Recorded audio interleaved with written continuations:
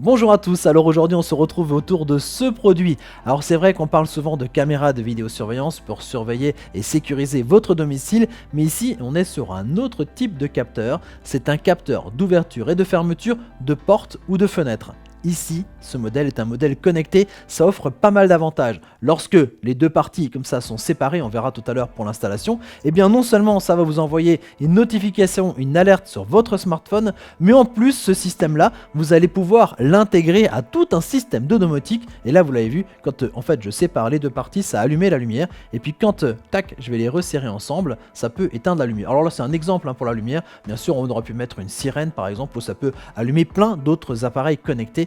Alors si ça vous intéresse, eh bien je vous donne tous les secrets de ce produit dans la suite de cette vidéo. Le principe ici de ce capteur est assez simple, il y a deux parties. Vous allez fixer une partie sur la partie fixe de la porte ou de la fenêtre, et puis l'autre partie sur la partie mobile, sur le battant. Donc si bien que quand ça va bouger, eh bien les deux parties vont être séparées, et puis lorsque vous refermez, ça va à nouveau être relié, et ainsi le capteur sait lorsque la porte est ouverte ou fermée. On verra tout à l'heure quelques astuces pour l'installation de ce capteur sur une porte et sur une fenêtre, mais je peux déjà vous dire que c'est très simplifié, puisque déjà du côté de l'alimentation électrique, eh bien pas besoin de tirer de câble, puisque c'est assuré ici par deux petites piles AAA. Donc ça, c'est le côté électrique. Et puis pour transmettre les informations, pas de câble non plus à tirer, ça va passer via le réseau Wi-Fi de votre box.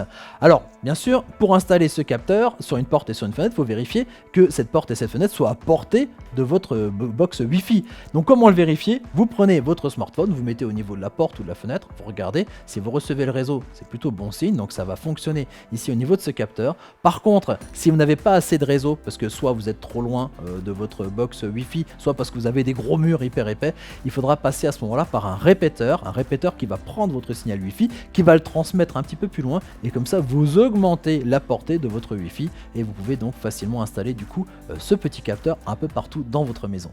L'intérêt ici d'avoir cette connexion Wi-Fi, d'où ici un capteur connecté, c'est que vous allez pouvoir recevoir les notifications, les informations d'ouverture et de fermeture directement sur votre smartphone, et ça partout où que vous soyez dans le monde. Et pour ça, il va falloir installer une application, donc une application gratuite qui fonctionne aussi bien en version iOS qu'en version Android.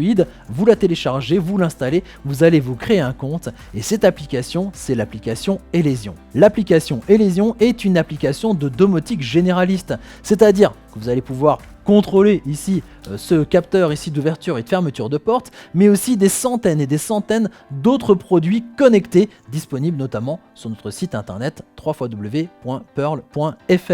Alors ça c'est bien d'avoir une application qui contrôle tous ces produits plutôt que des centaines d'applications, ça prend un peu moins de place sur le téléphone, mais surtout vous allez pouvoir les faire travailler ensemble. C'est ce que j'ai fait ici avec mon capteur ici d'ouverture et de fermeture, je l'ai associé ici à cette lampe. Donc du coup quand la porte ou la fenêtre s'ouvre, la lampe va s'allumer, et quand la porte et la fenêtre s'éteignent, eh bien la lampe va s'éteindre. Alors je l'ai fait ici avec une lampe, on aurait pu le faire par exemple avec une alarme, on aurait pu le faire avec un climatiseur, on aurait pu le faire comme ça avec plein de produits différents. Ça c'est l'avantage donc des scénarios et de l'automatisation.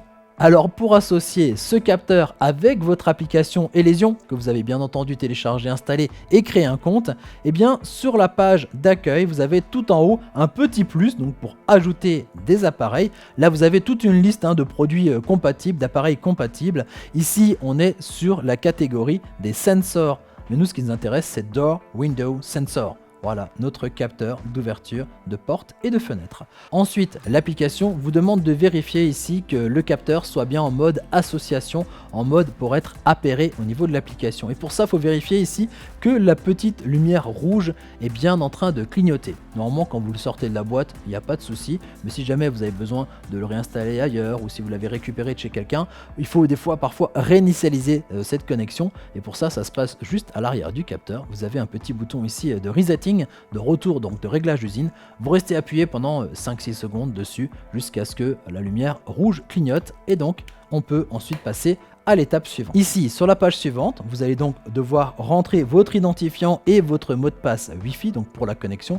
Vous avez vu, il y a une petite précision technique, ça fonctionne uniquement avec le Wi-Fi 2,4 GHz et non avec le 5 GHz. Généralement les box internet peuvent fournir donc ces deux signaux 2,4 et 5, donc vérifiez bien si ça fonctionne pas d'être bien sur le 2,4 GHz. Voilà, vous confirmez, et en moins de 2 minutes, donc le capteur va être associé au niveau de l'application.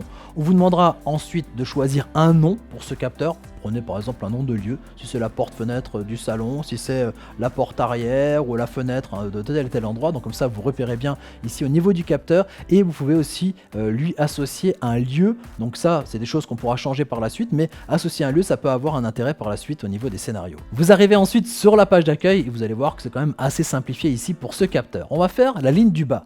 Premier élément, ici, History. On appuie dessus, et bien là-dessus, comme son nom l'indique, History, c'est l'historique de ce qui s'est passé ici au niveau du capteur, c'est-à-dire un journal de bord qui va vous indiquer chaque fois que la porte était ouverte, donc ça c'est la partie allumée, et où chaque fois que la porte a été fermée. Voilà, un petit peu pour revoir un petit peu en arrière ce qui s'est passé. Ensuite, ce deuxième élément ici sur la partie alarme. Ici, vous allez pouvoir configurer les notifications que vous allez recevoir en direct sur votre téléphone. La première, c'est Low Battery Alarm. Ça, c'est quand la pile ici de notre détecteur est un peu faible, vous allez recevoir une alerte sur le téléphone pour dire qu'il est temps de la changer. Ensuite, c'est les deux grands classiques au niveau de la porte. Une notification chaque fois que la porte s'ouvre et une notification chaque fois que la porte ferme. Ça, c'est à voir, ce qui est intéressant pour vous, de savoir si c'est uniquement quand ça ouvre que c'est intéressant, uniquement quand ça ferme que c'est intéressant, ou alors les deux, quand ça ouvre et quand ça ferme. Donc là, vous allez pouvoir régler ici ces notifications. Et tout en haut, là, vous avez un petit crayon. Eh bien, ça, c'est la configuration ici du capteur. On va pouvoir changer le nom de l'appareil ou pouvoir lui donner une nouvelle localisation, quelques infos, le scénario instantané automatisation, on va en parler tout à l'heure. Vous voyez là aussi que c'est compatible avec les assistants vocaux type Alexa et Google Assistant. Vous avez une notification hors ligne qui vous permet d'être informé lorsqu'il y a une rupture de contact. Au niveau du produit, lorsqu'il ne fonctionne pas pendant plus d'une demi-heure, vous allez recevoir une alerte sur votre téléphone. Et puis voilà, une FAQ, ajouter en fait ou partager un appareil avec quelqu'un, ça peut être pratique si vous êtes plusieurs à vouloir en fait vous connecter ici au même capteur, ça c'est quelque chose qui est possible. Vous pouvez aussi mettre à jour l'appareil et éventuellement le supprimer si besoin, voilà, si ça sort de votre configuration. Maintenant, ce que je vous propose, c'est de créer un scénario, une automatisation ensemble. Et ça se passe au niveau de la page d'accueil. Vous avez ici la partie Ma famille, la maison avec tous les appareils connectés. Et pour créer une automatisation, on va se mettre au milieu, sur le petit soleil, ici connecté. Et comme avant, on avait ajouté en fait le capteur comme un nouveau produit, on va créer ici une nouvelle automatisation en appuyant ici sur le bouton plus. Une automatisation va fonctionner de la manière suivante. C'est-à-dire, si il se passe quelque chose, alors je veux que ça fasse autre chose. C'est ce qu'on appelle une conditionnelle. Ici, ce que je vous propose de faire, c'est avec notre capteur, lorsque la porte s'ouvre, j'aimerais que la lumière s'allume. Et lorsque la porte ferme, ça c'est une autre automatisation, et lorsque la porte ferme, eh bien, j'aimerais que la lumière s'éteigne. Et donc, on va créer ici notre automatisme. Alors, il y a appuyer pour exécuter, ça c'est le cas d'un interrupteur. Lorsque la météo change au niveau des températures, ou un programme particulier, nous ce qui nous intéresse c'est le dernier chapitre ici, lorsque le statut de l'appareil change. Je le sélectionne. Alors on va prendre notre contact sensor. Lorsque le capteur de porte va être séparé, on va donc allumer un appareil ici et on va choisir ici ma prise connectée pour ma lampe test. C'est la partie switch et on va mettre sur on et je sauvegarde. Donc quand ma porte ici s'ouvre, la lumière ici va être commandée en étant allumée. Voilà le récapitulatif. Lorsque la condition du sensor donc porte éteinte, alors tâche switch on au niveau de la lampe. On peut lui donner un nom en fait à cette automatisation ou simplement ici la sauvegarder et la rendre valide immédiatement. Donc on a ici notre première automatisation. Je propose tout de suite de faire la seconde. Donc la seconde c'est un petit peu pareil, on va revenir sur notre contact sensor, donc capteur de porte, aller ici sur le switch off, donc on va éteindre la lumière suivant, donc le récap, si la porte donc est éteinte, donc si le capteur ici est donc fermé, eh bien on va éteindre la lumière, et donc là pareil, le nom, la validité, sauvegarder. Ensuite vous voyez ici sur cette page on retrouve toutes les automatisations et vous pouvez les activer ou les désactiver si besoin. Voilà, si maintenant le système vous n'avez pas besoin pendant quelques jours, eh bien vous le désactivez à ce moment-là, ça peut se faire très bien à partir d'ici de cette partie d'automatisation. Allez, on va tester tout ça. Donc quand ma porte ici s'ouvre, mon capteur donc s'ouvre aussi, à ce moment-là la lampe ici va s'allumer. Et puis lorsque la porte se referme, mon capteur donc est nouveau relié et ici la lampe va donc s'éteindre. Voilà, on aura pu mettre d'autres actions en plus, créer d'autres scénarios, par exemple pour lancer une sirène d'alarme par exemple, ou pour ouvrir une porte de garage, ou enfin voilà, tout ce qu'on peut imaginer comme ça au niveau des appareils connectés. Pour l'installation ici de ce capteur sur une porte ou sur une fenêtre, vous disposez de deux systèmes d'attache, soit avec des petites vis et ici des chevilles qui sont fournies avec le capteur, soit grâce à de petits patchs autocollants. L'astuce, c'est d'aligner le mieux possible ici ces capteurs, les deux parties du capteur ensemble, grâce à cette petite marque que vous avez vu, on va essayer de les faire coïncider. Ça c'est bien. Alors je vous rassure, il y a une petite marge d'erreur quand même. Si on est un petit peu 1 cm au-dessus ou 1 cm en dessous, au niveau du capteur, il pardonne quand même beaucoup, ça c'est pas mal.